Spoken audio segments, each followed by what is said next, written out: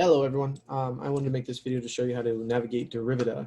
The first thing I want to say about it is it was going to be $30, but I think we made a deal where it will be free for you as part of this OER initiative we're doing to basically get low-cost materials, and it's low-cost enough that the college is going to pay for it. So I think that's the deal. Either way, you can work on this as much as you want. Even if we end up having to pay, I'll update you obviously. And it'll keep giving you access from day one, so you don't have to worry about that. But yeah, so I'll update you on that. It should be free though, I believe. So that's good news. It's an online homework system where we build some questions and you plug in your answer and it tells you if you're right or wrong. So pretty straightforward. I clicked on one of the homeworks and I just wanted to show you kind of what it looks like. This is the student view. Hopefully yours looks pretty much like this. I think it should. And so obviously you'll have a question, you'll have a little answer box. So when you click in here, notice you have a bunch of symbols. So if you need to like raise something to a power, sometimes there'll be like different options for symbols depending on what you have to type in there. Excuse me. This is just a number, obviously. So I'm just gonna make up an answer. Let's say that's. So when I make up an answer, sometimes I give the right answer. Let's say that's the answer, right? So I plug it in. First thing you notice is the preview over here. Obviously, your numbers are pretty straightforward, but let's say you need to do like an algebraic expression. You type in x, you see an x over there. What if you need to do like maybe x to the fifth, right? When you click in here, you get all these options. This is the one to like raise you to powers. So if I click that and then write 5, see how it has like x caret 5, it'll output, or what it really means is x to the 5th power. So I just want to point out to you that you have these other options to kind of insert symbols. We won't be using a ton of that, but sometimes, but also to focus on the preview, right? Because it is a computer system, so sometimes it can be picky. So make sure whatever you're entering, it's previewing as to the way you expect it to.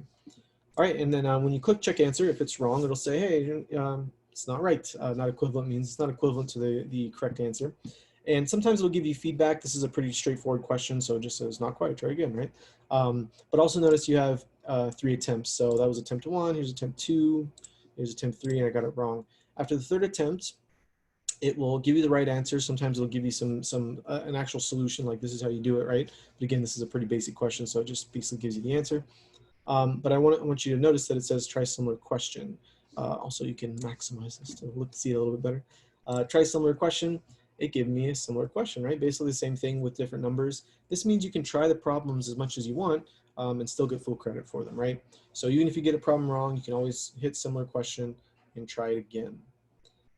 Okay. That is that. When you get to the end, it'll save your progress as you go, but when you're done with the assignment and you want to just submit it for, here's the grade, at the end you'll just hit send grade, and that's when it will populate your grade into the grade book. If you don't click send grade, that's okay. It'll automatically do it by the due date, right?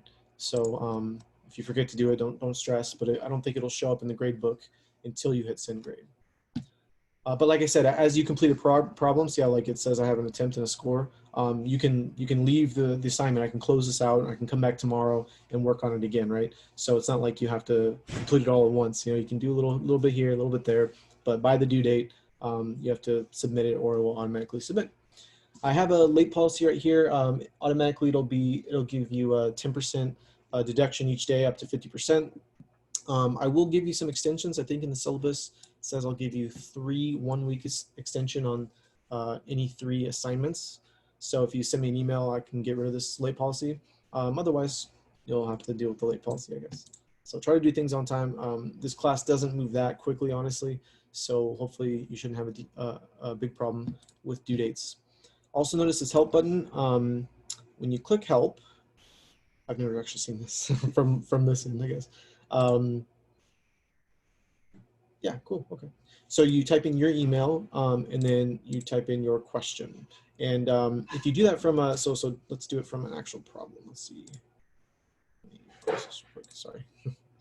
Okay, so it doesn't say, but what I'll get is I'll say, so-and-so has a problem, right?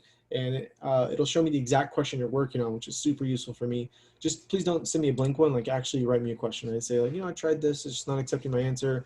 I started with this way, what should I do next? Something like that. Give me something to work on. Give me your email address so I can reply to you. And then this is probably the quickest, easiest way for me to give you homework help, right? So please take advantage of that. Again, that's the help button.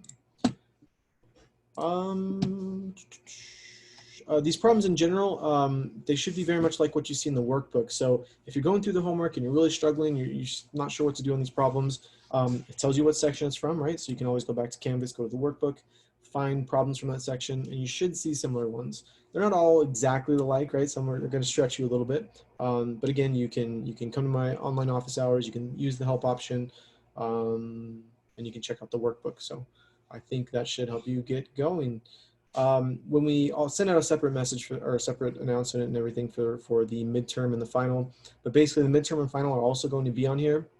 The only difference will be you won't have multiple attempts, right? You'll just have, you get one chance on the question, and then you just move to the next one. And then I think after you submit it at the end or something like that, then it will say, okay, this is what you got right, this is what you got wrong, and that'll be that.